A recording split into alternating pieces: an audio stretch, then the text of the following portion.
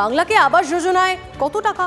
শ্বেতপত্র হাতে প্রচারে আসুন প্রধানমন্ত্রী, দাবি অভিষেকের। চুরির শ্বেতপত্র আগে প্রকাশ করুক তৃণমূল, পাল্টা খোঁচা বিজেপি। আমি আশা করব উনি শ্বেতপত্র নিয়ে আসবেন।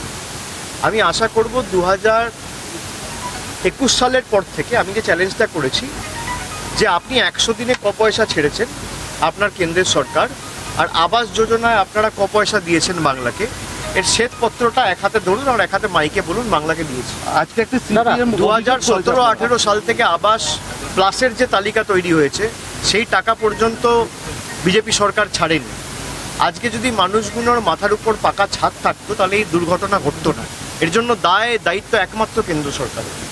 তবে আমরা মানুষকে বলেছি যে আগামী দিনও আবাসের ব্যবস্থা আমাদের সরকারই করবে। তৃণমূল কংগ্রেসের কাছে বিজেপির বরাবরের দাবি যে আপনারা 100 দিনের কাজ এবং আবাস যোজনার চুরির শ্বেতপত্রটি আগে প্রকাশ করুন।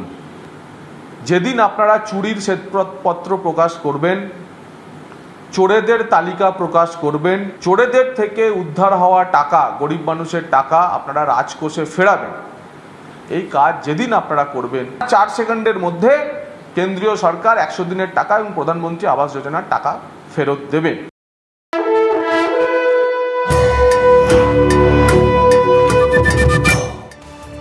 ভোটের বাংলায় ফের বেলাগাম অভিজিৎ গঙ্গোপাধ্যায়। তমলুকের বিজেপি প্রার্থীর একের পর এক মন্তব্যে তৈরি হচ্ছে বিতর্ক। এবার নন্দকুমারে প্রচারে গিয়ে স্থানীয় তৃণমূল বিধায়ক সুকুমার দের নাম না করে আয়ের সঙ্গে সামঞ্জস্যহীন সম্পত্তির অভিযোগ তুলে বিধায়ককে জেলে পাঠানোর হুঁশিয়ারি দিয়েছেন প্রাক্তন বিচারপতি। ভোটের বঙ্গে একের পর এক বিতর্কিত মন্তব্য করে খবরের শিরোনামে বিজেপি প্রার্থীরা। মমতা বন্দ্যোপাধ্যায়কে নিয়ে মন্তব্যের জেরে ইতিমধ্যে বর্ধমান দুর্গাপুরের বিজেপি প্রার্থী দিলীপ ঘোষকে সতর্ক করে নোটিশ দিয়েছে নির্বাচন কমিশন। তারপর তমলুকের প্রার্থী প্রাক্তন বিচারপতি অভিজিৎ গঙ্গোপাধ্যায় মুখ্যমন্ত্রীর মৃত্যু কামনা করেছেন। গত রবিবার তমলুকে প্রচারের ফাঁকে দলীয় কর্মী সভায় বক্তৃতা দিতে গিয়ে অভিজিৎ গঙ্গোপাধ্যায় তৃণমূলকে চোর, ছেচোর, জানোয়ারের দল বলেছেন বলে অভিযোগ। অভিজিৎ গাঙ্গুলির বিরুদ্ধে সরব হয়েছে তৃণমূল। ফের সেই অভিজিতের কথা ঘিরেই শোরগোল পড়েছে। এবার নন্দকুমারের প্রচারে গিয়ে তৃণমূল বিধায়ক সুকুমার দের নাম না করে আয়ের সঙ্গে সামঞ্জস্যহীন সম্পত্তির অভিযোগ তুলে বিধায়ককে তিহার জেলে পাঠানোর হুঁশিয়ারি দিয়েছেন প্রাক্তন বিচারপতি। আমি হুঁশিয়ারি দিয়ে যাচ্ছি যে আপনি যদি দুর্বৃত্তপনা বন্ধ না করেন, যদি সন্ত্রাস সৃষ্টি বন্ধ না করেন, তাহলে আপনার দিন কিন্তু ঘনিয়ে এসেছে। এমএলএ বিরুদ্ধে কিভাবে তিনি এত সম্পত্তি করলেন, কোঅপারেটিভ তৈরি করে দুর্নীতি করলেন, সেই জিনিসটা নিয়ে তদন্ত শুরু হবে এবং তিনি হয়তো আবার তিহারে চলে যেতে পারেন। এ ব্যাপারে অভিজিৎ গাঙ্গুলির সাফাই। কি করে আমি বলিনি, কারণ ওখানকার যিনি এমএলএ তিনি শুধু দুর্নীতি নয়, তিনি সন্ত্রাস সৃষ্টির চেষ্টা করছেন। আমি তাকে হুঁশিয়ারি দিয়েছি এবং যতক্ষণ আমি এই ঘটনা শুনতে থাকবো ততক্ষণই হুঁশিয়ারি দিয়ে তাকে সাবধান করতে থাকবো। ফের অভিজিতের বিরুদ্ধে সরব জেলা তৃণমূল নেতৃত্ব।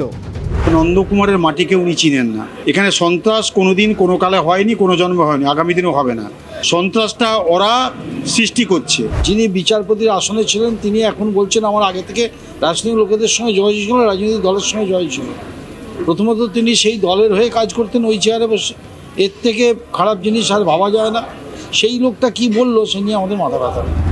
এই বিতর্কের মাঝেই অভিজিৎ গঙ্গোপাধ্যায়ের কাছে একটি প্রশ্ন রাখলেন তমলুকের সিপিএম প্রার্থী।